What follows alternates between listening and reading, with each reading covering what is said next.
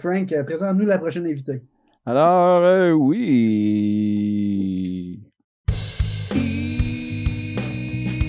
Isabelle Lauzon.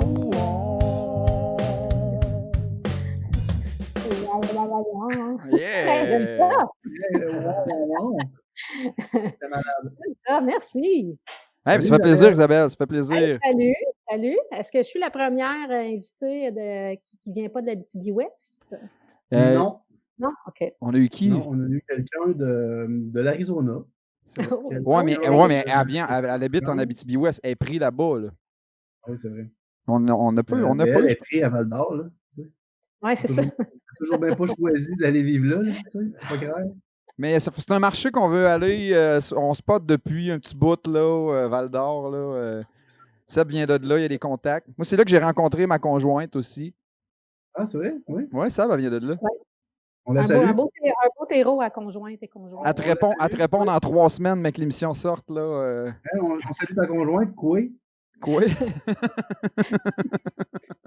Ça, c'est non, Sébastien. Non, pas ça, non. Isabelle, tu vas nous parler de l'histoire aujourd'hui. Ben oui, mais avant de vous parler de ma chronique, je ne sais pas, j'ai une petite anecdote concernant mon invitation au podcast. Vous la couperez au montage si non, vous pouvez déplacer. Quand Sébastien m'a parlé de venir faire un petit quelque chose, j'avais déjà écouté un peu l'émission, mais là, je suis retournée écouter quelques podcasts. Puis, comme on a beaucoup de temps pour se détendre, je vous ai écouté dans mon bain. Mais l'affaire, c'est que mon chum s'est approché de la salle de bain et a entendu la voix de Sébastien. Mon chum connaît la voix de Sébastien. Et là, il est rentré dans la salle de bain, il pensait que je faisais une rencontre Zoom avec Sébastien dans mon bain.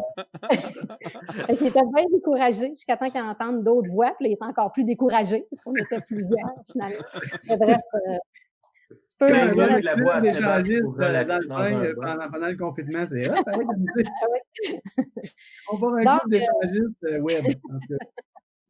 Fait que tu peux rassurer Carole, là, je ne fais pas de rencontre Zoom dans mon bain.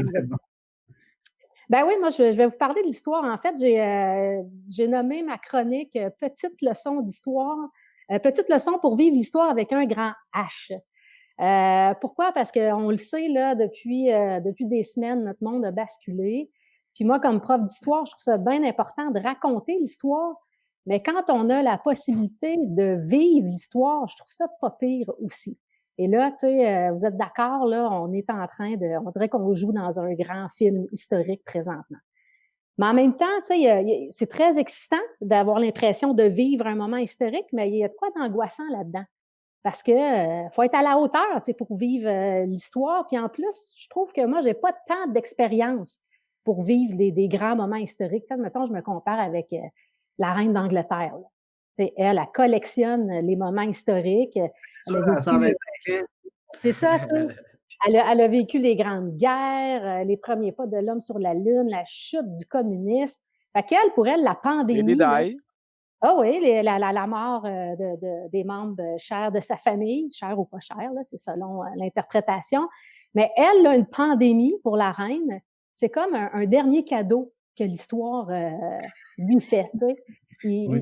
Imaginez l'excitation royale. Fait que là, je sais, là, je vous demande de vous imaginer la reine excitée. Non. C'est quand elle a appris que Charles avait le COVID, c'est ça?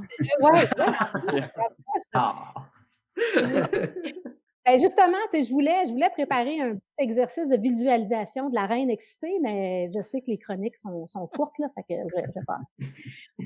Fait que là, vous comprenez que je jalouse vraiment notre souveraine canadienne, parce que c'est difficile pour moi, du haut de mes 45 ans, d'accoter son expérience historique. Tu sais, pour moi, Wind of Change, là, ça fait pas référence à la chute du mur de Berlin.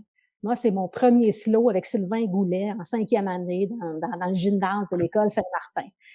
C'est pas tout à fait la même référence historique. Je jalouse aussi beaucoup les baby boomers. Je jalouse la reine, mais les baby boomers aussi, je trouve qu'ils ont eu leur lot de grands moments historiques. Ils ont vécu les grandes revendications, les grandes transformations, les grands scandales. Le scandale du Watergate en histoire, c'est majeur. Eux, ils ont vécu ça, ça s'est passé à leur période. Moi, l'histoire m'a laissé le scandale de Milli Vanilli. Je ne sais pas si ça vous dit quelque chose, là, mais c'était en 89. J'avais 14 ans. C'est une espèce de duo de chanteurs pop qui remplissait des stades de 80 000 personnes. Puis finalement, il aurait juste été bon pour gagner un concours de lip-sync au Club des 100 watts. Je ne sais pas si vous rappelez. Il y a un avant puis un après Milli Vanilli. Le gros hit, je pense, c'était Girl, You Know It's True. Je me rappelle du vidéoclip, les deux gars qui dansent. Et voilà. Des invités qui sont cultivés quand même, hein, tu sais. Ça fait plaisir. Ouais, mais pour moi, Julien, là, c'est Girl, You Know It's Not True. Oh! Tout ça pour vous dire qu'en 2020, je ne manquerai pas ma chance.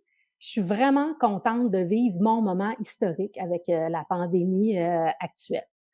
Et là, ça m'amène au thème de ma chronique, parce qu'il y a un thème, là. C'est quoi un moment historique?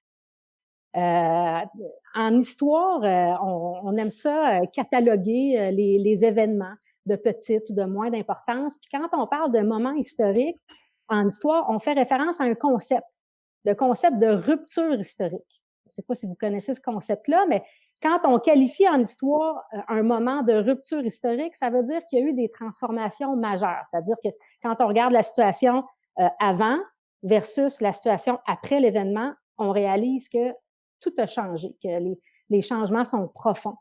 Je vous donne des exemples, d'accord? En tout cas, je commence par un. Souvent, on associe les ruptures historiques aux grandes transformations technologiques ou scientifiques. L'invention de l'imprimerie. On est en 1450. Avant l'invention de l'imprimerie, on a quoi? On a une petite poignée de moines copistes là, qui font leur gros possible, 1 à 2 feuilles par jour, une Bible par année, là, c'est à peu près leur quota de copies. Et là, arrive Gutenberg en 1450, et là, rupture historique. Pourquoi? Parce qu'après l'invention de l'imprimerie, il n'y a plus rien de pareil. Juste 50 ans après l'invention de l'imprimerie, ou ce qu'on appelle la mise au point de l'imprimerie, là, parce que Gutenberg, il y avait déjà une machine, il a juste fait quelques modifications, mais là, je ne rentre pas dans les détails. Déjà 50 ans après, il y avait, on estime, entre 12 et 15 millions de livres imprimés. Et là, bien entendu... Surtout la Bible, j'imagine. Hein? Oui, beaucoup d'exemplaires de Bible, bien entendu. Ça a démocratisé l'accès à la Bible, tu sais. Oui, parce que les moines recopiaient en latin, alors que avec l'imprimerie, ben là, on commence à voir les langues nationales apparaître. L'italien, le français, l'allemand, l'anglais. Et là, ben, on assiste avec l'impression de ces livres-là à la diffusion des savoirs, la diffusion des idées. Et qui dit idée, dit changement profond. Des idées qui vont révolutionner, qui vont apporter des changements religieux, politiques, économiques, sociaux. Bref, on est dans un gros point de rupture. Il n'y a plus rien de pareil. Est-ce que, là, j'ai envie de vous questionner, là, parce que je suis prof dans la vie, donc j'aime ça poser des questions. Quand on parle de rupture historique en termes d'innovation scientifique ou technique, avez-vous d'autres exemples qui ont créé une aussi grande transformation? Et là, j'aime ça, j'ai une classe qui participe. Je vais commencer par Julien. J'irai avec soit Internet ou les ordinateurs. Oui, ça ressort souvent, effectivement, quand on observe la vie de l'être humain avant l'apparition de cette technologie-là versus après, les transformations sont majeures, ne serait-ce que sur les données que ça permet de collecter. Là, je suis dans l'ordre, là, Sébastien, François. Le moteur à explosion. Le moteur à explosion. Révolution dans les transports, hein? Effectivement, ça a apporté des changements. L'industrialisation aussi, parce qu'il y a des machines qui ont commencé à remplacer des êtres humains, puis à produire des affaires, puis tout ça. Là. Oh oui, l'industrialisation. Moteur à explosion, là, tout ça. Là. Mm-hmm. Oh oui, toutes les réponses sont bonnes. Marie-Julie? L'invention de la pénicilline ou les vaccins là, qui sont arrivés puis qui ont... Ah, toi, on est anti-vaccin ici, tu peux pas parler de ça. Non. Je quitte à ce moment le podcast. Oui, c'est vrai qu'au niveau de la science, là, les exemples sont nombreux. Tu sais. François, je t'ai vu, là, mais j'y reviens. Ne serait-ce que la pilule contraceptive. Ben oui. Tabarnak. Pour la femme. Ah, c'est pas On va en trouver un autre. Ah! Tu sais, au-delà du médicament, qui gère la fécondité de la femme, ça a transformé le statut de la femme puis la place de la femme dans la société. Puis là, on est vraiment dans des transformations sociales, religieuses, politiques, économiques. C'est majeur. Là. Une petite pilule qui a fait autant de transformations. Sébastien, je n'ai pas tout fait. J'ai l'invention du bidet, s'il vous plaît. Parlez-moi de ça, madame la professeure. François? Ben, moi, je me dirais, le gros point de rupture, ça doit être le feu, la découverte du feu au départ. Oui, ben c'est pas mauvais comme réponse, mais là, on est dans la préhistoire. Fait que ça, c'est dans les grands gestes posés. Voyons, par François, on parle d'histoire, puis là, c'est la préhistoire. Ben, mais je m'en allais dire le moteur explosion, puis tu me l'as chupé, man. Parce qu'il a tout lâché ça au primaire, lui, c'est pour ça. Là, Sébastien, Monsieur Lemire? Ben là, comme fan de hockey, je dirais le lockout en 2004, là, ça a tout changé. On a arrêté l'accrochage, les gens sont mis à jouer pour vrai. Hey, mais... C'est fantastique. Là. Hey, regarde les vieux matchs à RDS, c'était assis. Là, ça a tout changé. Là, c'est une révolution. Moi, ça me touche. Mettons, plus sérieusement, la fonte des métaux, j'imagine. La découverte du cuivre, du fer, du... Ah oui. Il est encore dans la préhistoire, lui. Non, ouais, là c'est l'histoire. Je veux dire, La disparition des dragons aussi, tu sais. La mort de Gandalf. C'est 1850, ça, les dragons? Non, ça, c'est saison 8, je pense. Là. OK, t'es sûr. Ben, vous avez quand même donné des bons exemples. L'idée, c'est de reconnaître s'il y a eu une transformation majeure. Je suis contente que personne n'ait nommé, par exemple, le fer plat ou ça n'a pas eu tant d'impact. Je m'en allais là. Il y a les innovations, il y a les événements aussi, les guerres, les crises. Vous aviez un invité, il me semble, il n'y a pas très longtemps, qui parlait du crash boursier. Là. Ça aussi, on se ramasse avec des transformations. Fait que pour qualifier un moment historique de rupture, ça prend vraiment d'importants changements. Hey, je pense que oui? Excuse, mais le World Trade Center, le crash d'avion en 2001, j'imagine que ça a été un pas pire point de rupture. J'ai l'impression qu'il n'y a plus rien de pareil depuis ce temps-là. Mais ça, c'est pas vrai, ça, François, c'est les reptiliens. C'est vrai, t'as raison. Mais juste prendre l'avion avant le World Trade Center puis prendre l'avion après, moi, c'est mon premier moment historique. Je ne sais pas, mais j'ai jamais pris l'avion, je suis juste un musicien. Ça prend le décès de combien d'Américains pour qu'on considère que c'est historique, mettons? Ben, ça dépend. Le massacre de Boston, là, Sébastien, il y a eu 6 morts. Le Boston Tea Party. Il y a juste 6 morts au Boston Tea Party. Non, pas le massacre de Boston. Ah, excuse. Alors que le massacre. Là, tu parles-tu d'une game avec les Canadiens? Là, je suis mêlé. Là. Mais oui, c'est vrai que le 11 septembre, entre autres, ça a transformé nos vies parce que les États se sont donné des droits aussi pour, sous prétexte de rendre les choses plus sécuritaires, ça a eu des impacts importants, effectivement, sur un paquet d'aspects de nos sociétés. Mais là, pourquoi aujourd'hui, c'est si galvaudé, durant la pandémie, on vit un moment historique, on a l'impression que notre vie est transformée. Puis effectivement, là, c'est vrai, notre quotidien est complètement transformé. On est confiné, on consomme autrement, nos habitudes sociales sont bousculées, les gouvernements sont transparents, nos politiciens nous disent la vérité, les ministères sont créatifs, généreux et efficaces. Là, on a vraiment l'impression d'être dans une grande période de changement, mais l'histoire ne nous jugera pas sur ce qu'on est en train de vivre présentement, parce que ce qu'on est en train de vivre, ça ne durera pas. On en a pour quelques semaines, quelques mois. Puis l'histoire, c'est pas là-dessus qu'elle va nous juger. L'histoire va nous juger sur ce qu'on va faire après avec ça. Sur, est-ce qu'on est pour être dans un point de rupture, il faut se demander est-ce qu'on va voyager autrement? Est-ce qu'on va consommer autrement? Est-ce qu'on va vieillir autrement? Je nous le souhaite, honnêtement. Est-ce qu'on va aimer autrement? Est-ce qu'on va voter autrement? C'est là-dessus qu'on va être jugé, sur l'après-pandémie. Et, oui, François? Bien, c'est juste pour rajouter à ce que tu dis là, Isabelle, je me dis... C'est dommage, pareil, t'arrêtes de faire un début. Non, mais c'était beau, mais je me suis dit... toute ma vie, puis il l'a interrompu. Peut-être pour lancer un grand cri, Isabelle for president. Oui, j'étais sur le bord de faire. Be quiet! C'était beau ton affaire. Je voudrais dire tout de suite que c'est mon ami. Je voudrais dire shotgun, c'est mon ami. Non, mais elle est très bonne. Mais...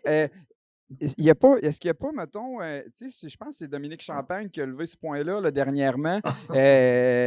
Qu'est-ce que t'as à rire? Tu n'aimes pas Dominique Champagne?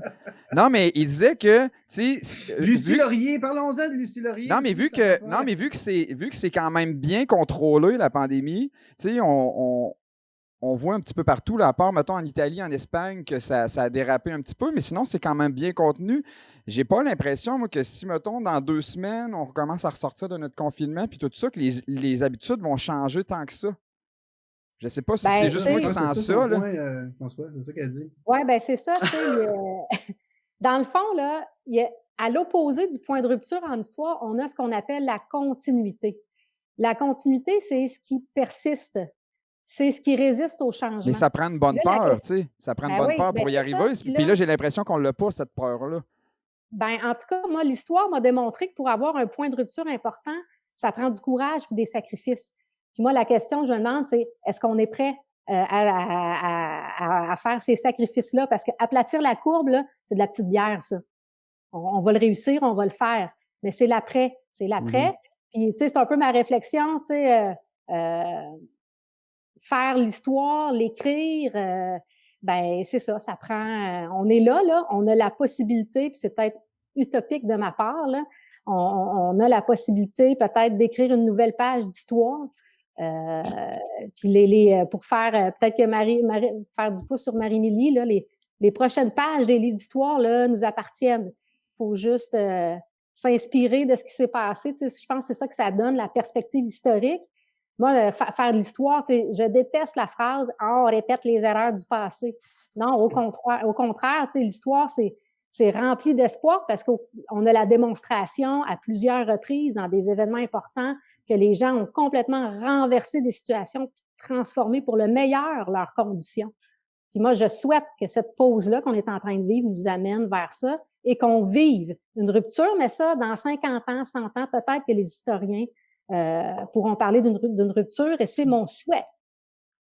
Ben, je le souhaite aussi. Wow. Je le souhaite aussi, mais il y a quelqu'un à un moment donné qui a dit allez-y, prenez le temps de l'applaudir. Mais il y a quelqu'un à un moment donné qui a dit elle a fini ça. Pour une fois qu'on a une chroniqueuse qui finit son affaire, tu sais. Non, mais moi, je trouve ça super intéressant et ça m'interpelle. Ça m'interpelle. Développement, conclusion, tu sais. Non, mais il y a un moment donné, quelqu'un qui a dit que les révolutions là, sont faites par des gens qui ont faim. Alors, ce qu'il voulait dire là-dessus, c'est que ça prend, faut se sentir en danger, il faut se sentir.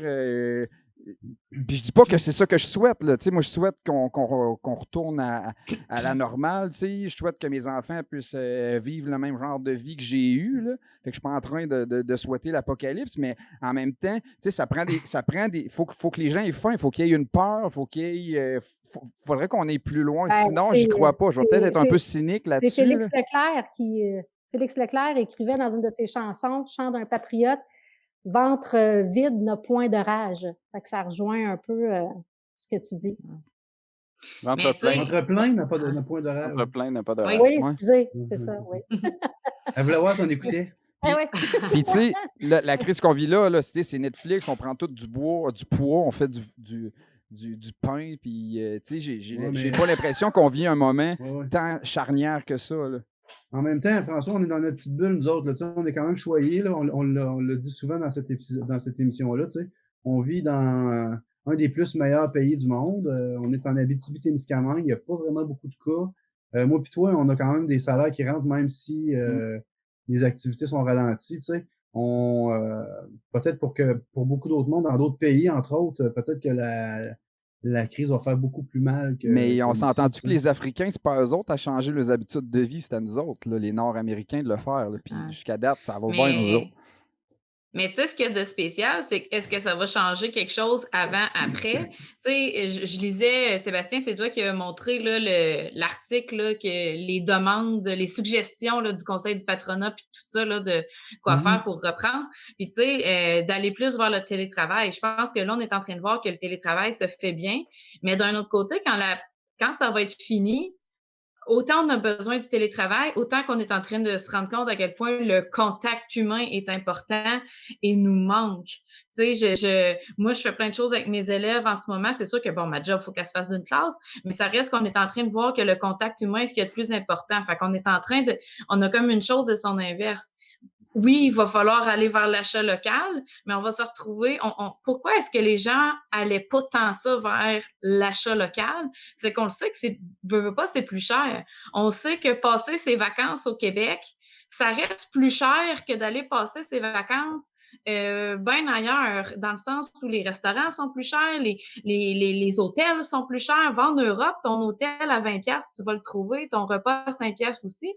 Fait on va finir la crise avec plein de gens qui vont avoir une situation financière catastrophique, mais on va vouloir se diriger vers l'achat local qui c'est dommage, mais souvent plus cher que quand on peut commander d'ailleurs. Fait que, tu sais, est-ce que ça va tout changer? Est-ce que tout le monde va s'en aller vers l'achat local? Est-ce qu'on va s'en aller plus vers le télétravail? Sachant qu'on s'est rendu compte qu'on avait besoin de contact humain, puis sachant en même temps qu'on va avoir moins... Si on va vers l'achat local, ça va prendre une méga transformation des coûts. Il y a ça aussi que je suis pour ça, mais c'est difficile. Ça serait le fun de pouvoir interviewer des gens qui étaient là avant une grande période qui a vraiment chamboulé l'histoire pour pouvoir leur demander, quand vous en discutiez entre vous, est-ce que vous aviez l'impression que vous étiez sur le bord de quelque chose de nouveau ou bien vous aviez l'impression que c'était pour revenir au même... on n'a comme pas la perspective nécessaire pour faire l'analyse, on dirait là, tu sais. Oui, effectivement. Ouais, c'est fascinant. Wow! Donc, merci beaucoup, Isabelle. Parce que je pense que c'est la fin de la chronique à Isabelle. Oui, j'ai terminé. À suivre, moi. Je me suis déshydraté, j'ai essayé de licher une roche, mais là, Oups, désolé. Donc, on irait avec Monsieur Julien Vallée. Ok, oui, check ça, Julien. Je t'ai pimpé ton... Vas-y, j'ai hâte. La dernière fois, c'était bon. Non, t'es trop poli, man. Julien Vallée. Wow! Oh, là, il y a ça, wow! T'as eu un brin d'énergie à la fin de mon... Ouais. C'est beau, j'aime ça. Le rocker, j'aimais ça. Oui, c'était... Donc, ça va bien? Oui. Ça va très bien. Vous êtes toujours réveillés à 9h30, 9h45 le soir? On parlait de trucs locaux. Moi, je voulais juste plugger le trèfle noir. Lieu que je travaille, que je travaillais. J'étais encore... je suis comme là, mais pas là, tant que ça revient. On a Sébastien Lemay. Prospecteur, le trèfle noir, n'hésitez pas. C'est pas des services essentiels, ça, me semble que c'est essentiel, ça. En ce moment, ça peut aider beaucoup. Je La production l'est, mais pas le bar. Ah, OK. Oui, c'est vrai? Okay. Ben, ma vidéo à moi, elle va l'être, je pense. Oui. Mais ouais, en tout cas, ici, c'est marqué trèfle noir. Mais c'est pas ça que je bois ce soir. Je me sens un peu imposteur. Là. Je bois ça ce soir, qui est l'Equinox. C'est une bière dont le guide m'a apporté, parce que le guide, ça, c'est pour les gens de Rouen, ils font la livraison. Fait que là, je sais que mes plugs sont faits. T'as pas fait de plug, Sébastien, au début. D'habitude, tu fais un genre de mini-plug. Je sais, je suis pas... Ça a duré 3 émissions. T'es fatigué, hein? T'es fatigué. Non, c'est pas vrai. Donc, ce soir, je vais vous parler... mon titre de chronique s'appelle « Le défi ». OK? Il y en a qui vont être contents de voir ce que je vais parler. Avant de commencer, je vais juste faire un petit avertissement parce que ma chronique va taquiner énormément. Mais c'est du gros taquin d'amour, OK?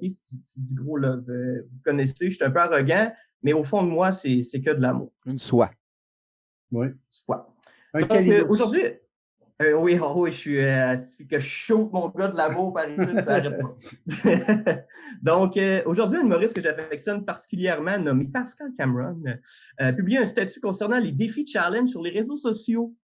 Sûrement que vous n'avez vu passer. François, il est heureux de ça, lui, à chaque fois qu'il en voit. Je capote. Hein, François?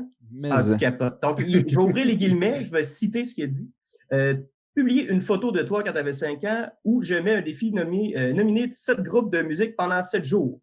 Tu sais, des genres de défis comme ça, 30 jours de trucs. Moi, j'en fais un, mais c'est pas vraiment un défi, c'est plus personnel. Tu sais, je challenge pas quelqu'un après. Pour mettre les choses au clair, la définition de défi, c'est faire provoquer quelqu'un en le déclarant incapable de faire quelque chose. Donc, combien qu'il y avait d'enfants, M. Smith? Monsieur Smith. Donc, personnellement, on s'entend que publier une photo semi-drôle cute de toi à 4 ans, c'est pas vraiment un défi. C'est nice, c'est drôle, c'est cute, mais c'est pas un défi. C'est pas mal le défi le plus facile que tu vas faire dans toute ton existence, dans toute l'histoire de ton existence. Être incapable de publier une photo de toi enfant, il faudrait que tu n'aies jamais été enfant. Pas mal la seule partie qui serait rough, on s'entend. Hein? C'est ça qui serait plus difficile. Sauf si tes parents t'aimaient pas. Sauf si t'avais pas de photos, c'est vrai. Si t'étais le Mais je voulais deuxième pas enfant embarquer- d'une famille, il n'y en a pas de photos de toi. Le Je ne voulais pas embarquer 12e. dans la méchanceté. Je voulais pas embarquer dans la méchanceté. Tu sais. Je trouve que c'est des défis qui font très 2020. Fait qu'on commence l'année avec tout le monde se gonne de défis. Moi, j'aurais aimé voir en 1430 les défis que tu lançais à ton ami, qui étaient un peu plus genre survie. Mange demain, meurs pas à 30 ans. C'était des défis qui se lançaient entre amis en 1430. Tu comprends? En fait, quand tu me défies à ce genre de publication, tu fais juste me défier à pas essayer de te supprimer de mes amis Facebook. Tu comprends? C'est sûr que c'est difficile pour moi dans ces moments-là. Bon, comme j'ai dit, avec tout ça, j'ai rien contre l'idée pour vrai. Je trouve ça même très amusant, très rassemblant. Tu sais, c'est le fun, on voit, c'est très divertissant. Pour vrai, j'ai rien contre ça. Comme je l'ai dit, c'est le concept de défi qui me gosse. Étant enseignant d'anglais, je m'intéresse beaucoup à la linguistique. Et le mot défi, oui, je vais chialer pour ça aujourd'hui. Tu sais, étant un homme blanc privilégié, j'ai le droit d'être choqué pour ça. Tu comprends? Oui. Fait que, moi, j'ajouterais juste des petits steps au défi. De quoi de plus dur? Okay? Des affaires plus dures un peu. Fait que, quitter le sucre pendant 30 jours. C'est un beau défi, ça. Un vrai défi. C'est tough, là. J'en ai un autre où essaie de ne pas argumenter avec les gens sur les réseaux sociaux en démontrant ma supposée supériorité intellectuelle que je crois avoir, mais combien gossins qui changeraient au final dans la sphère sociale. Ça, c'est tough, tu sais. Pas obligé de laisser un commentaire sur Facebook, dire hey, c'est pas comme ça que ça fonctionne la vie. Tu sais, genre, tu peux laisser ça de côté puis déconnecter un peu de ces choses-là. Okay? Ça va juste te faire du bien. Surtout en moment de confinement, les gens passent un peu trop de temps sur les réseaux sociaux, je trouve. Ou pire encore, moi, je vais te donner le pire défi que tu peux faire en ce moment. Écoute bien ça. J'allais dire la SAR parce que je crois que tu parlais à la petite ouest. Écoute bien ça. Je vais te donner le pire défi que j'espère que tu vas relever. Puis là, je te lance. Je le lance à toute la population, à les 106 personnes de Chazelle qui écoutent le podcast en ce moment. Je lance le défi de ne rien faire. Là, tu vas me dire, non. T'es malade, il va y avoir une révolution à Chazelle. Je suis en confinement. J'ai juste le temps de ça, faire des affaires, faire des projets. Tout le monde crée des affaires. Check, Sébastien a créé un balado. Tout le monde est fou. Tout le monde, faut qu'il crée en ce moment. Vous remarquez? Tout le monde est en mode, il faut que je crée une toune, des poèmes, un livre, des vidéos humoristiques, un film, devenir président d'une multinationale, se partir une business, devenir pape, construire une maison, construire un pays, scroller les nouvelles de 14 médias dans l'histoire, découvrir un brin de travail professionnel. On veut créer des affaires. On n'est pas capable. Tu sais, tu as le temps, prends-les le temps. Tu n'auras plus jamais ça ce temps-là.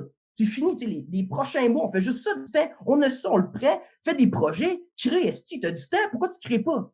Bon, moi, c'est là que je vais t'arrêter. Je fais partie des gens qui font genre, calme-toi. Prends du temps pour un projet qu'on oublie. Liche une roche, ça va passer. Prends du temps pour un projet qu'on oublie ces temps-ci, malgré la situation, ta santé mentale. Donne-toi du temps. C'est un mur chez vous. T'sais, vous avez tout un mur chez vous. Regarde-les pendant 5 minutes. Un vrai 5 minutes. Pas de cellulaire, là. Pas de livre, pas de musique, rien. Ouais, mais Julien, j'ai des enfants, moi. Ouais, 5 minutes, c'est beaucoup, là. Je comprends, là. Mais, tu sais, c'est le fun. Embarque-les dans ton enfant de projet de rien crissage. Tu sais, en prends l'heure à s'emmerder un peu. Force-les à écouter un vieil épisode des Pays d'en haut en leur disant la télé de même, ça se fait plus. On va s'emmerder en esti, tu vas voir pendant 5 minutes. Pourquoi tu le fais pas? Pourquoi on n'apprend pas aux gens à s'emmerder un peu? Tu sais, prends une journée dans ta semaine juste pour rien faire. C'est quand la dernière fois que tu as vraiment fait ça? Tu sais, rien. Rien, t'es assis chez vous. Puis c'est zone out total. Ouais, mais là, je veux créer, j'ai du temps. À la place de t'enfermer dans ton univers que tu te crées, laisse-toi l'univers te créer. C'est ce que j'ai à dire. Il n'y a rien de mieux qu'un silence pour faire réveiller les meilleures idées. Créer, c'est se découvrir. Fait assis-toi, emmerde-toi et regarde comment tu vis avec toi-même pendant 5 minutes. C'est là que tu vas voir si tu es capable de vivre avec toi-même pendant ces 5 minutes. Fait que c'est ça mon challenge pour toi. Je te défie de rien faire. C'est tout. Moi, j'aimerais beaucoup ça, pouvoir rien faire. C'est comme un de mes rêves. T'sais, je me suis même dit que quand le confinement va lever, je vais faire garder mes enfants par mes parents, puis je vais rien faire. Fait que défi accepté à Julien. Mais je dis pas de rien faire à chaque jour, puis genre laisser ça aller tout le long du confinement. J'explique juste que des fois, juste être zone out pendant 5 à 10 minutes, tu sais, comme tantôt, Marie-Émilie, que tu t'expliquais que moi, quand je veux aider pour mes personnages, je vais marcher. Bon, tu fais quelque chose, mais dans les moments créatifs, dans les moments que tu es le moins dans tes choses créatives, que tu as un déblocage qui se fait. Personnellement, moi, c'est ça. Je peux bien m'asseoir 4 heures devant un projet. Si je suis dans la douche, je vais faire OK, c'est ça qu'il fallait. T'sais. Fait qu'on l'oublie souvent si on veut. On se pousse tellement tout le temps à tout créer. Tu sais, Sébastien, je te connais, je sais qu'on est un peu comme ça. Puis, tu sais, je l'ai fait, c'est un speech à moi que je me faisais beaucoup. Oui, c'est ça. C'est un speech beaucoup à moi que je me faisais.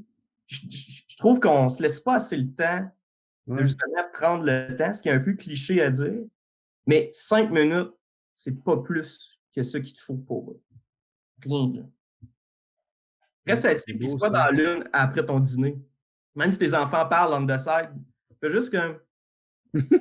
Avec un petit filet de bave, ils vont te dire hey, t'arrêtes de faire un AVC, là, lui, là. Ouais. Un AVC, je dis un ACV, hein, je Ça, je pense qu'il y en a un en anglais puis un en français. Ça se peut.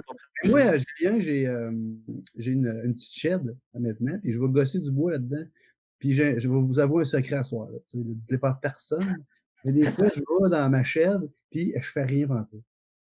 Ben oui. Au début, je suis toujours un peu dans le déni, fait que je me dis, je vais aller faire quelque chose. T'sais. Puis au bout d'une heure, je reviens, puis le maman m'a dit, puis qu'est-ce que tu as fait? Je suis un peu gêné, je n'ose pas y dire, mais des fois, j'ai rien fait pendant tout. Je sais pas ce que j'ai fait pendant une heure, j'ai rien fait pendant tout. Mais c'est pas grave. Pas grave, hein? Tu le fais-tu volontairement, mettons? Tu rentres dans la shed, puis tu t'assis sur une chaise, tu regardes le mur, ou ben non, tu dérailles en rond, Ouais, c'est pas parce que je me dis, OK, je vais me sauver, puis je vais aller me cacher une heure, là, non. Ça, je le fais quand je vais aux toilettes, des fois, comme tout le monde, mais non. Quand je vais dans la shed, d'habitude, quand je vais dans la shed, j'ai un projet, tu sais. Mais des fois, finalement, ça me tente pas. Je sais pas. Ben moi, ça m'interpelle beaucoup ce que tu dis, Julien, parce que avant, mettons, dans ma vie post-enfant, pré-enfant, moi, j'étais quelqu'un qui avait besoin d'avoir du temps pour rien faire. Puis je le prenais tout le temps. C'est un petit peu comme de la genre de méditation, là, de des fois juste faire tu places des idées, tu développes dans ta tête, puis ça a été quelque chose de difficile à vivre, moi, quand j'ai eu des enfants, de plus avoir ces moments-là. Parce que tu tombes tout dans la productivité. Les enfants, mais c'est cool, c'est super d'avoir des enfants. C'est un autre trip, mais c'est quelque chose que je vais rembrasser à fond la caisse là, plus tard dans mais ma moi, vie. ce que je veux dire à travers ça, c'est que pour vrai, faut pas avoir peur de s'emmerder. Moi, j'aurais aimé plus construire autour de ça, mais c'est l'affaire que les gens ont tellement peur, on dirait, en 2020, on dirait 2019, parce que là, la situation est trop début. Mais je trouve qu'on a comme peur de s'emmerder. J'avais entendu, je me rappelle plus c'est qui, là, je m'excuse pour la source, à Radio-Canada, c'était un peu sur ça aussi. Puis tu sais, par exemple, quand j'allais voir des pièces de théâtre, des fois, c'était moyen. C'était pas mon style, mais je zone out. Tu sais, je reste dans ma tête, puis tu sais, je pense à des affaires, mais ça, je m'emmerdais. C'était 1 heure que je m'emmerdais solide. C'était rien contre les acteurs ou rien contre la pièce. Là. Tu sais, c'était juste, moi, c'était pas ma tasse de thé, mais ça m'a tellement... Tu sais, c'est là qu'on dirait que je fais un retour sur moi-même. Je trouve qu'on l'oublie facilement. Puis je pense que quand tu as des enfants, tu sais, là, je peux pas parler par expérience. Quand tu as des enfants, c'est sûr que c'est plus difficile, là, on s'entend. Mais il faut pas l'oublier, quitte à le faire le soir, être le dernier à se coucher. Puis juste, tu sais, on lit. Moi, je suis habitué de lire avant de me coucher, mais ça m'arrive des fois de fermer mon livre et de contempler le mur. On dirait que c'est triste un peu, mais on dirait que ça me ressemble. Mais c'est beau, c'est une belle tristesse aussi, Julien. C'est une belle tristesse, mais il ne faut pas le voir. Moi, des fois, je vais à messe, pas parce que ça me tente, mettons, parce qu'un mariage ou un enterrement, généralement, tu sais.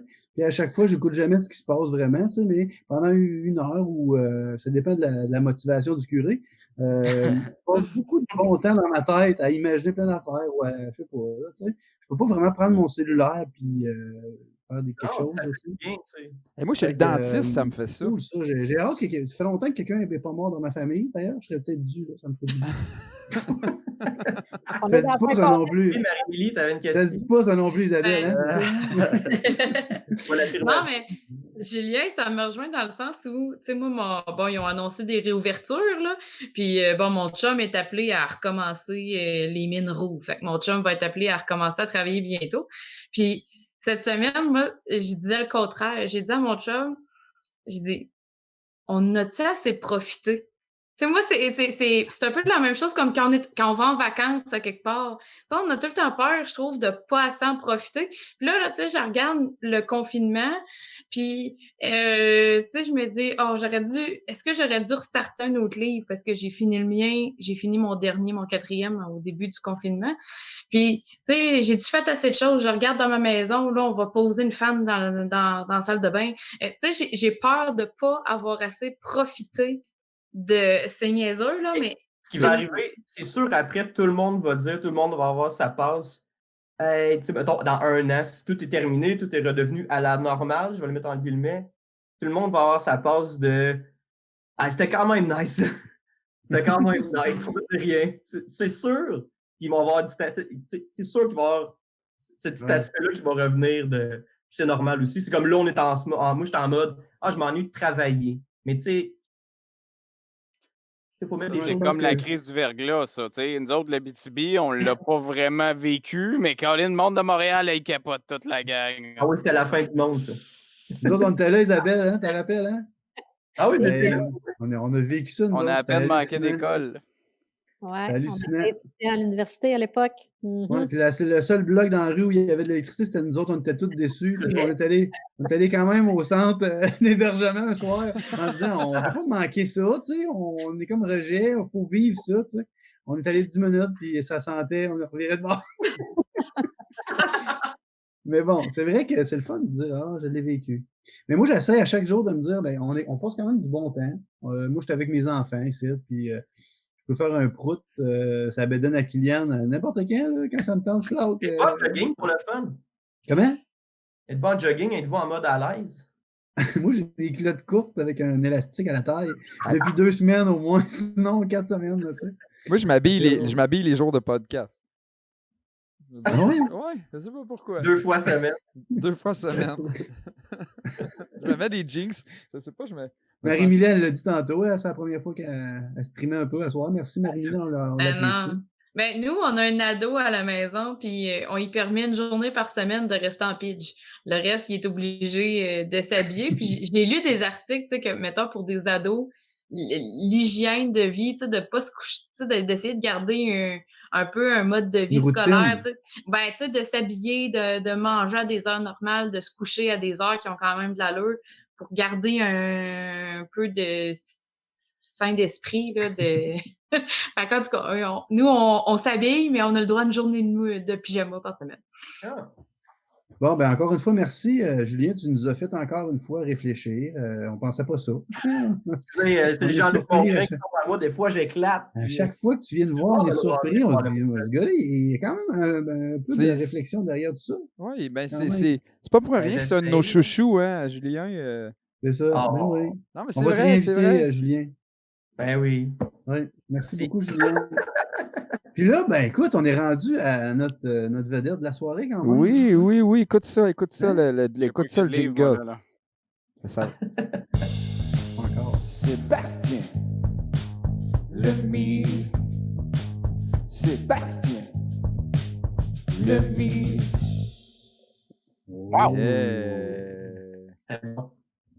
C'est toujours c'est flatteur, hein, quand même. C'est vrai. Moi, je suis le seul, je pense, ici, qui n'a jamais eu. T'aimerais ça d'en avoir une, Sébastien? Je peux t'en faire une. J'aimerais ça. OK. Je peux te prêter à moitié du mien, si tu veux. Moi, un coton, tu sais. Je pensais en faire une à Kylian avant toi. Merci d'avoir accepté l'invitation, M. Lemire. Ben, merci. C'est un plaisir.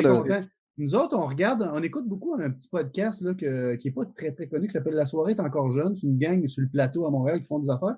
Puis, des fois, ils invitent des politiciens. Fait qu'on s'est dit, c'est sympathique, ça. On pourrait essayer de faire quelque chose de même, tu sais. Mais on s'est dit, lequel va accepter notre invitation, tu sais. Puis là, ben, on a pris une chance. Puis on est bien contents. Je me suis laissé désirer, hein, mais Oui, non, pas ben, pantoute, hein. effectivement, puis on en a des bons en région qui Oui, s'intéressent à la chose, aussi la chose politique. La gang de Qu'en pensez-vous, évidemment, du côté oui. de Val-d'Or, mais appropriation culturelle aussi du côté d'Amos, qui sont particulièrement intéressants aussi comme dynamique. Oui, Puis on là, ben, les le aime. Sud-Ouest n'a plus rien à envier. Encore là, peut-être Rwanda à se créer son podcast aussi. Là. Il y en a à Rwanda aussi. Mais en tout cas, ils m'ont pas invité encore. Ouais, Ah, ah, ah. OK, ben on va les appeler, on va leur dire invitez-le. Il est accessible, mesdames et messieurs. Comment ça s'est passé pour un député fédéral, la fameuse crise? Tu sais, au début, on a quand même un peu suivi tu sais, ton travail très acharné pour essayer de rapatrier des concitoyens qui étaient pris à l'extérieur. On a discuté d'ailleurs avec Rosalie qui est en France actuellement, qui nous disait ben moi, j'étais pas mal pris, là, tout ça, mais on a parlé aussi avec Marina Fontaine, qui elle était à Madagascar, tu sais. Je sais que tu as travaillé très fort pendant plusieurs jours pour essayer de rapatrier du monde, mais j'ai l'impression que ça s'est peut-être un petit peu calmé depuis quelques semaines. Oui, puis là, je me compare aux autres, vous êtes tous préparés, puis c'est ça aussi le défi en politique, c'est aussi parfois l'improvisation. Donc, mais Ouais, on n'est pas j'ai inquiet décidé avec d'y toi, aller on n'est avec pas une inquiet. question, mais on va y aller. Les premières journées, ben effectivement, c'était un peu c'était des journées de 20 heures par jour, là. J'ai même dormi au bureau. Je suis encore au bureau présentement, fait que je peux vous montrer où j'ai dormi. Mais et je n'étais pas tout seul dans mon équipe. On s'est créé autour de la table ici une cellule de crise pour se diviser parfois les pays, parfois les situations. Et ça, c'est parti le samedi quand d'abord 2 personnes m'alerte sur la situation. Là, on est un peu inquiète sur notre retour ou le retour de ma fille. Et parallèlement à ça, le ministre des Affaires étrangères fait une déclaration que je vois passer sur mon Facebook qui est gens de l'extérieur, les Canadiens qui sont à l'extérieur, revenez par un moyen commercial pendant que c'est encore possible. Mhm. Et là, moi, je flash, donc on va fermer les frontières. Donc, dès ce moment-là, dès le samedi, je demande à la personne qui fait mon site Internet, bon, on est en plug, Francis Trudeau, pour pas le nommer, peux-tu me faire un formulaire spécial sur le rapatriement, les coordonnées de base des gens, leur situation, pour qu'on puisse le faire. Et dès le lendemain, je mentionnais ces médias sociaux. Si vous êtes à l'étranger, et puis j'ai l'impression que ça fait des années que je vous compte ça, Ouais, c'est ça. effectivement, ça fait un mois, remplissez le formulaire, on va tenter de vous aider à revenir. Radio-Canada aussi, l'émission des matins en or, j'ai pu parler un peu de cette démarche-là. Et ça a eu l'impact qu'on souhaitait. On était capable d'être en lien soit directement ou par un responsable de groupe avec environ 300 personnes, un peu plus de la région. Donc, ça a été effectivement une période jour et nuit. Et j'ai réalisé ça davantage quand le mercredi ou le jeudi, quand tu voyais qu'il y avait des députés qui prenaient conscience qu'il y avait des gens de l'extérieur, que leur bureau commençait qu'il y avait des téléphones, puis que là, qui peuvent se mettre en marche, puis qu'il y a des outils qui sont là. Donc ça m'a, c'est là aussi, puis par des contacts avec le cabinet du ministre, que là, j'ai compris que j'avais eu le 3, 4, 5 jours d'avance, qui a pu faire la différence pour avoir un impact très significatif là, pour la région. Évidemment, on ne s'est pas limité à la région, quelqu'un qui est né dans la région, ou autre, l'exemple que vous donniez tantôt de l'Arizona, ben, j'ai jasé avec la personne. Pour ça, c'est un cas dans lequel, effectivement, moi, je fais le choix de demeurer. Je suis en sécurité. Je suis probablement plus en sécurité que de traverser la frontière. Je reste avec ma mère, en l'occurrence. Je veux pas l'abandonner. Donc, mais ces témoignages-là, il y en a partout. Il en reste à peu près des gens qui étaient sur nos listes, une dizaine, un peu plus. Et c'est souvent des cas qui étaient, sur une île. L'île n'a plus de contact avec la Terre, le continent. Donc, c'est un peu comme ici, l'avion a été coupé entre Rouen, Val-d'Or et Montréal. Si tu es sur une île, ben là, est-ce que tu es en sécurité comme à Chazelle? Ben, reste là. C'est peut-être mieux le temps que la pandémie passe, le gros, puis prévois le retour après. Mais ça a été une première étape, je vous dirais. ouais. Ça a été un bon 2 semaines, un peu plus, assez intense. Et après est tombée la deuxième étape qui est tout aussi urgente et nécessaire, c'est-à-dire nos gens qui sont ici, les inquiétudes, les pertes d'emploi, les entrepreneurs. Et donc, comment on apporte un support concret, rapide à ces gens-là à travers des mesures qui parfois étaient assurément, normalement improvisées, Ben oui. mais qui, on va donner 2000 pièces à tout le monde. Fantastique, mais après ça, tu te rends compte, ça, Ouais, ça marche pas, là. ce qui arrive à nous, c'est finalement, c'est de gérer les insatisfactions. Forcément, il y a toute la notion aussi d'empathie qui est tout à fait nécessaire. Ou des fois, des cas particuliers aussi, quelqu'un qui ne fit pas d'un critère, mais qui en aurait vraiment besoin, ou des choses comme ça, là. Mais ça devient que ça, finalement, Ouais. Sébastien, parce que surtout au départ, tu sais, juste le 2000 pièces. Bon, en dedans de 2 jours, il est passé de non imposable à imposable à non imposable à imposable. Donc, tout ça a un ajustement. Et là, je pense que le gouvernement s'est aperçu de la mesure qu'ils ont fait et ont accepté ce qu'on avait poussé au bloc. Puis que notamment, moi, j'avais, tu sais, dès le jour 1, c'est quelque chose que j'avais suggéré, l'idée du subvention salariale pour garder le lien d'emploi, pour éviter de mettre de la pression sur un programme comme l'assurance chômage. Parce qu'encore ces temps-ci, les gens, c'est 3 heures au téléphone, puis oups, la machine, finalement, les offre le feu. C'est ce genre de défi-là. Je me permets de C'est- déploguer aussi. J'ai la chance de m'appuyer sur une équipe qui est absolument formidable. Un gars comme Yves Dumulon, que ça fait 20 ans qu'il est dans les services aux citoyens, a une connaissance fine de l'appareil et des cas. Donc, je suis capable de déléguer beaucoup dans ces contextes-là. Un gars comme Philippe Guertin, qui, lui, au départ, je l'engageais sur le côté entreprise, faire ces liens-là, mais finalement, c'est un poste qui a trouvé tout son sens et qui fait preuve d'initiative, gestion de crise. Bon, là, je fais une parenthèse, c'est mon anniversaire aujourd'hui, mais en même temps, Philippe a eu une bad luck, un accident de VTT, donc je me retrouve aussi à une équipe réduite depuis 10 jours parce que ces événements-là font partie de la vie aussi. Malheureusement. J'imagine que c'est beaucoup de travail, puis tu sais, on le devine à ce que tu dis, puis aussi, je voyais aussi passer tes publications, puis tout ça, tu sais. J'imagine que ça doit être épouvantable comme situation. C'est un peu comme si tu gérais un téléthon pendant un mois, là, tu sais, depuis le début de la situation. Mais en même temps, il doit y avoir quelque chose de vraiment valorisant, tu sais, d'être un élu qui, tu sais, je pense que tu fais ça pour aider la population. Là, peut-être directement du monde qui ont besoin d'aide aussi, tu sais. Ça doit quand même vraiment, il doit y avoir quelque chose de profondément valorisant là-dedans aussi. C'est évident que j'ai le sentiment de me sentir utile. Puis l'aspect qu'on voit peut-être moins, c'est quelle piste de solution qu'on peut pousser dans les circonstances. Tu sais, moi, en ce moment, en date d'aujourd'hui, le 15, 2 frustrations. Pour moi, c'est les très petites entreprises, ceux qui gagnent, qui se payent pas nécessairement par salaire, mais qui n'ont pas accès à la PCU, mais qui ont des frais fixes importants, qui n'ont pas 50 000 de masse salariale, qui peuvent pas aller chercher le compte d'urgence pour le 40 000 tu sais, et ça, il y a beaucoup de gens là-dedans, probablement beaucoup de gens que vous avez aidés au Carrefour Jeunesse Emploi qui tombent dans une craque. Nos producteurs agricoles en ce moment sont dans une craque totalement importante. Et ça, c'est frustrant. Mais d'amener, c'est ça, ce travail-là qui se fait parfois avec les collègues, puis parfois avec les gens du gouvernement pour espérer qu'il y ait une solution qui soit annoncée, pour pouvoir rappeler nos gens, puis d'amener cette aide concrète-là d'espoir.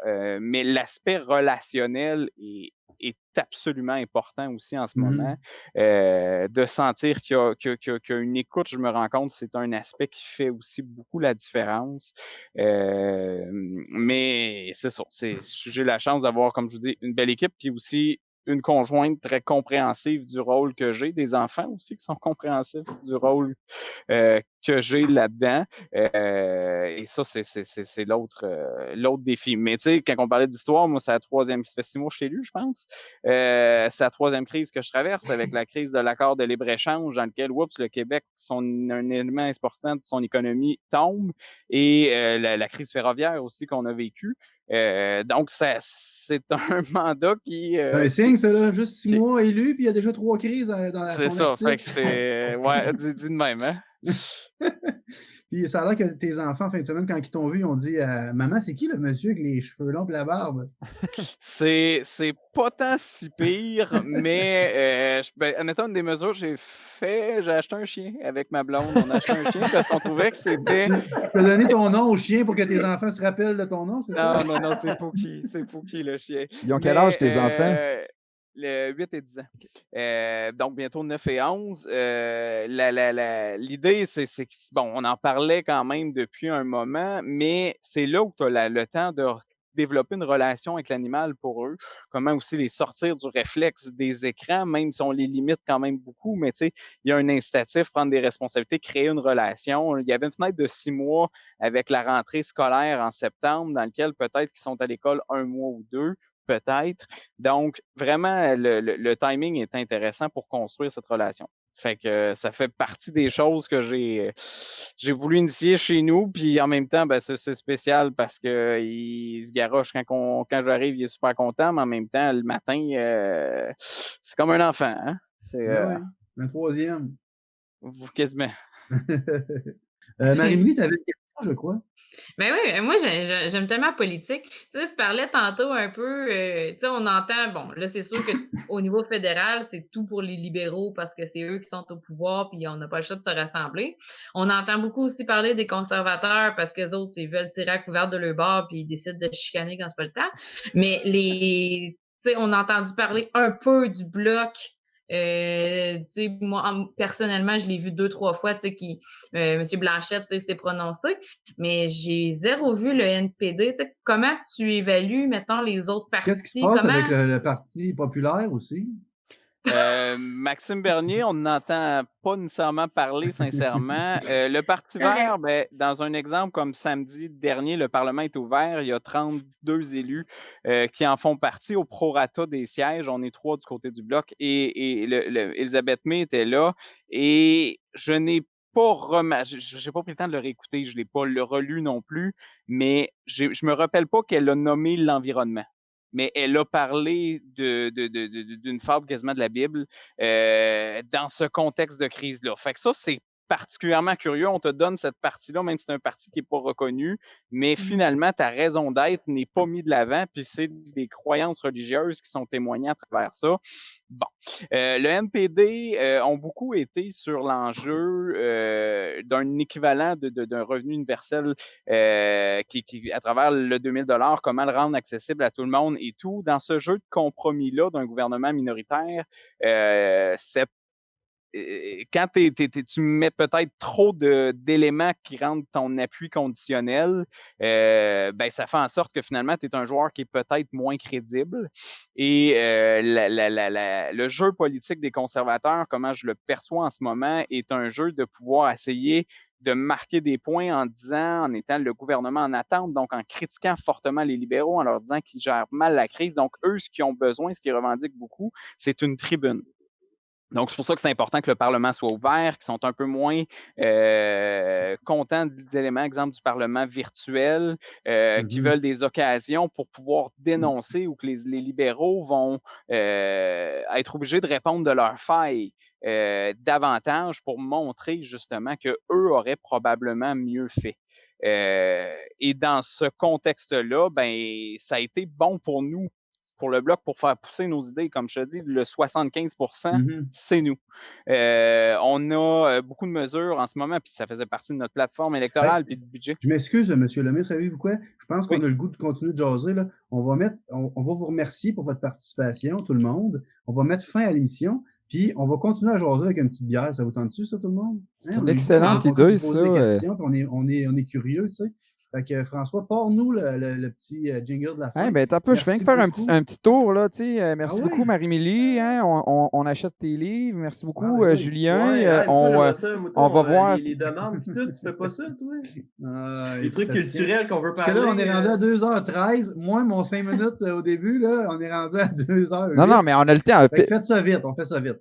Vas-y, Julien, propose-nous de quoi, là? Ben, Ouais, deux on parties. coupe ça. On coupe ça en deux. One part two. Deux parties, c'est bon. Ça va, au lieu de prendre 20 heures à télécharger sur YouTube, ça va prendre 10 heures. C'est une bonne idée. Le monde ça, va on être va irrité ensemble. dans leur bain. Là, Monsieur le député, pensez-vous qu'on pourrait avoir un genre de lien Internet rapide juste pour être capable d'uploader ça plus vite sur YouTube? Oui. Ah oui? OK. François, vas-y avec tes questions. Non, mais s'il y a quelqu'un qui a une suggestion là, culturelle, des choses à faire, là, c'est. Moi, j'aimais ça, la petite tournée suggestion. Moi, je ferais ça. Ah oui, ben vas-y. Ben, vas-y, Julien. Fatigué. OK. Fait que vu qu'on est en politique, ce soir, moi, je vous suggère les petits textes de Mao. Oh! J'ai commencé tranquillement. C'est très lourd, mais c'est excellent si vous voulez vous informer un peu sur la politique chinoise, du pourquoi, et c'est sur l'histoire aussi. Avec une Donc, petite soupe wonton, ça passe mieux. ça paraît bien si la Chine finit par nous envahir un jour. Moi, je pop ça. Ils vont faire « Ah, lui, il est correct. Lui, il est chill. » Je m'en fous, je pourrais mettre la photo de Mao à côté ici, ça serait malade, ça. Ouais, dans un gouvernement totalitaire, il va falloir que tu sois prêt. Moi, je suis prêt. Oui, OK, je vais me préparer 5-6 photos. Là. On ne sait pas c'est qui va nous envahir encore. Sinon, les autres, est-ce que vous avez Merci, vu une Julien. série télé là, intéressante ou un live Facebook, n'importe quoi là, qui pourrait intéresser les gens? Moi, avec. Ah, vas-y, excuse, Emmanuel. Parce que je voulais juste reploguer Bear Grylls. Ben, lui, c'est le fan numéro 1 de Bear Grylls. Excuse-moi, Moi, avec le plus jeune de mon chum, on a réécouté en fin de semaine sur YouTube un épisode des Zigotos. Moi, les Zigotos, c'était mon émission préférée quand j'étais jeune, puis j'aurais tout donné pour pouvoir aller aux Zigotos. Et ça me fait penser que toute mon enfance, chez nous, on jouait aux Zigotos. Et on faisait des épreuves entre nous autres, on transformait le salon, puis on doit ramper là. Puis j'aimerais ça que chaque parent qui a écouté les Zigotos fasse écouter un épisode à leur enfant, puis la créativité, c'est pas juste de faire des dessins, c'est de créer des épreuves de Zigotos.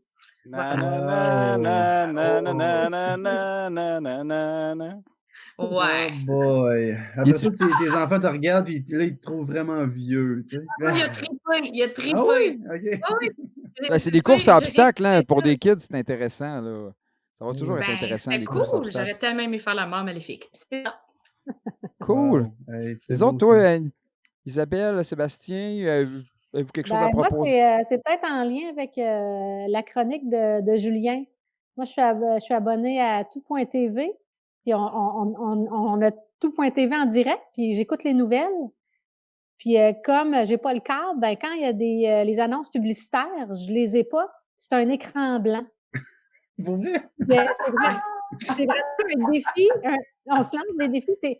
C'est vraiment un défi de ne pas prendre son sel, pas prendre quelque chose, puis juste d'attendre que ça recommence.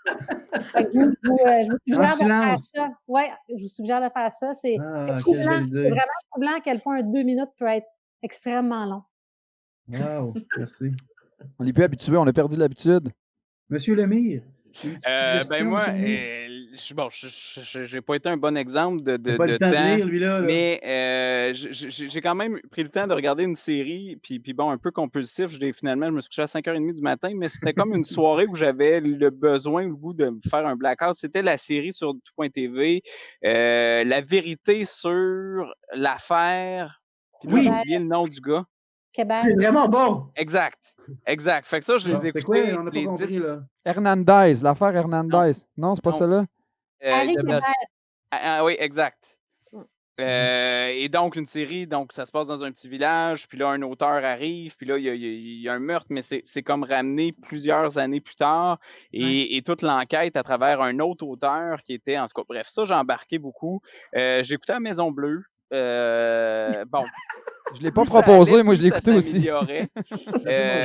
Quand même, il y a quelques bonnes idées, somme toute. Et là, j'ai commencé C'est comme ça que je t'aime, c'est parce que... c'est tellement bon. Et là, il manque... C'est comme ça que je t'aime. Bon, c'est probablement ce que je serais en train de faire en ce moment si je n'avais pas accepté votre invitation pour finir la série. Il m'en reste 2 ou 3 épisodes. Donc, l'univers éclaté c'est magnifique. est intéressant. Évidemment, la gang qu'on connaît dans plusieurs séries depuis Horloge biologique est le fun de revoir. Là. Fait que c'est mon no-brainer est là avec Pookie, évidemment. Ben ouais, Pookie. Tiens. Pouki le Poukinois. Pouki le Poukinois. Ah ben, toi, t'avais-tu un petit quelque chose à dire, M. Bellil, ou... Moi, je vous recommande de faire de la méditation, hein, un peu dans l'esprit de Julien aussi. Je ne sais pas si vous le savez, mais moi, je suis professeur de méditation. Je ne me rappelais pas de ça. Oui, parce que j'ai fait une formation et puis au terme de ma longue formation, j'ai fait une méditation silencieuse d'une journée complète. Oui, monsieur. Hey, ta blonde est vraiment exceptionnelle. Et, ben, non, mais là, t'es contente. Elle s'est dit, enfin, il va apprendre à se fermer la gueule un peu. Mais j'ai réussi à faire ça, mon monsieur. Donc, je suis un professeur de méditation diplômé. Et oui, ça fait du bien de méditer des fois. Et méditer, ça ne veut pas dire de médire dans le dos de son voisin. Ça veut dire de prendre un petit peu de temps pour se recentrer sur tu prends pas de chance, tu fais les deux. Présent. Tu prends pas de chance, tu fais les deux, t'es correct.